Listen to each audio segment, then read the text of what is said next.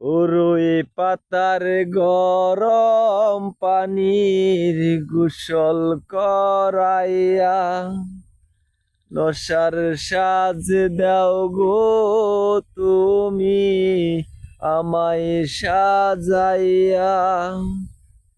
প্রতিবেশী লোক আইছে দল বান্ধিয়া, তারাই আমায় নিয়ে যাবে পালকি চড়াইয়া।